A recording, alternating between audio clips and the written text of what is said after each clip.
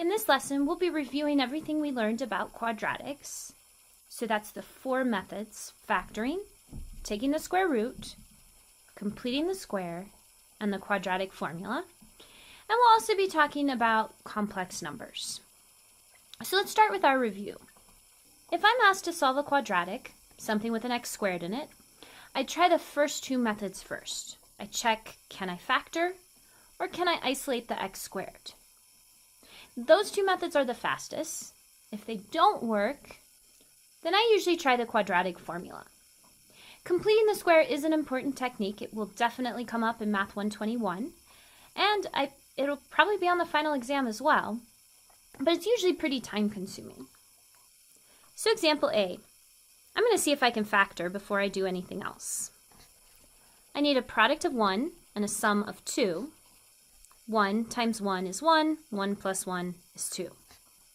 So that means x plus 1 has to equal 0.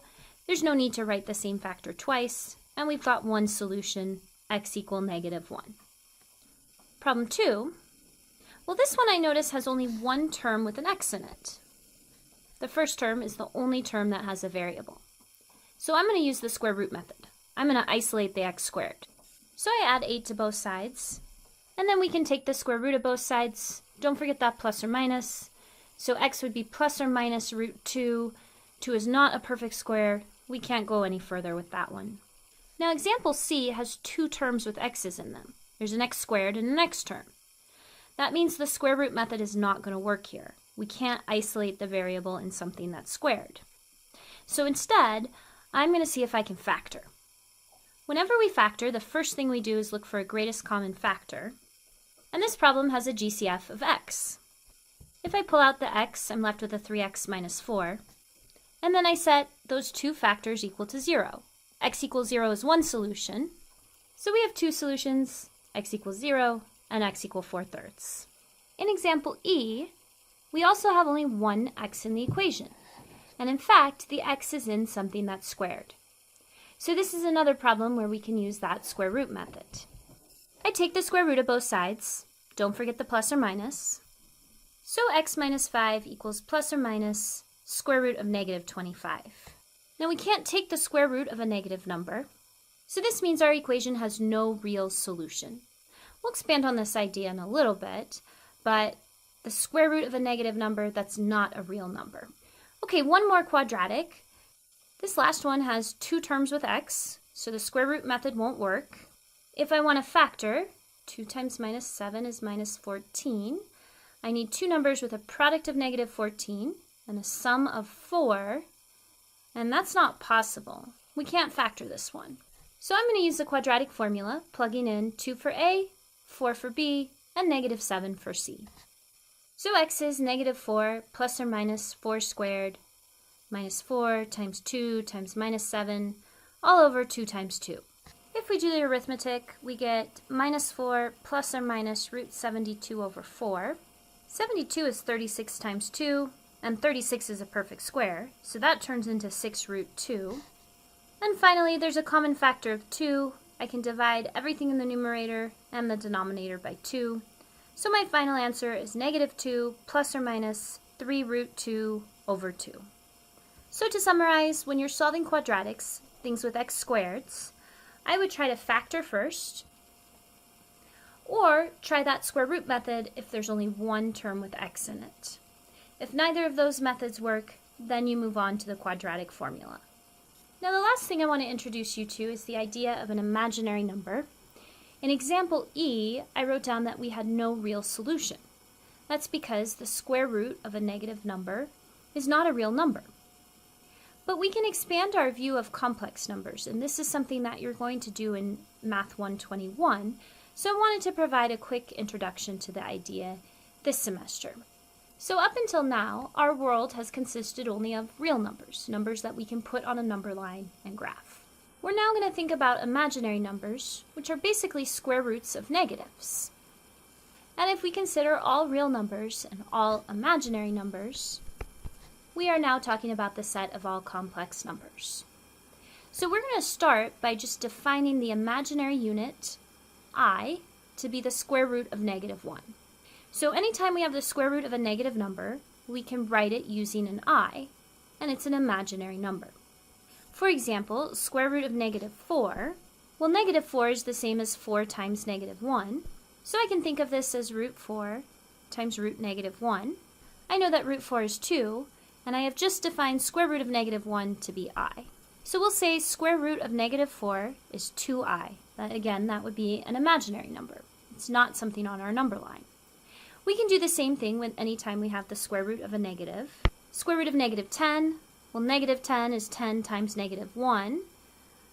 10 is not a perfect square, so I'll just have to leave that as a square root of 10, but the root -1 turns into an I. So square root of -10 is the same thing as root 10I. Again, that's another imaginary number. The last one, we have 5 plus square root of -9. Well, -9 is 9 times -1. Square root of 9 is 3. Square root of -1 becomes I.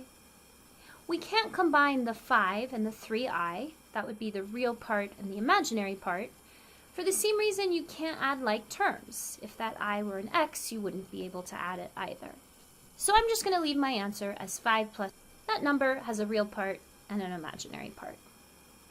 All right, we're going to go through a couple of operations with complex numbers. If you want to add or subtract, it's exactly like combining like terms. You add or subtract the real parts and the imaginary parts separately. So for example, in this first problem, 3I plus 5I is 8I, and -4 plus 7 is 3. And that's my final answer. Subtraction works the same way, but I would go through and distribute that negative sign, and then combine your real parts and your imaginary parts. So let's see, I plus 3I is 4I, and -2 minus 5 is -7. The order you write the terms or the real and the imaginary part do not matter. When it comes to multiplication, we can apply many of the rules we've already learned about multiplying. The distributive property applies. 2I times 5I is 10I squared, and 2I times 4 is 8I. Now we were asked to simplify. If we define I to be the square root of -1, then I squared has to equal -1. So anytime you see an I squared, you can go ahead and replace that with a -1. 10 times -1 is -10, so my answer becomes -10 plus 8I. So the multiplication is no different than what you've learned in the past, with really one exception. When you see an I squared, you're going to replace that with a -1.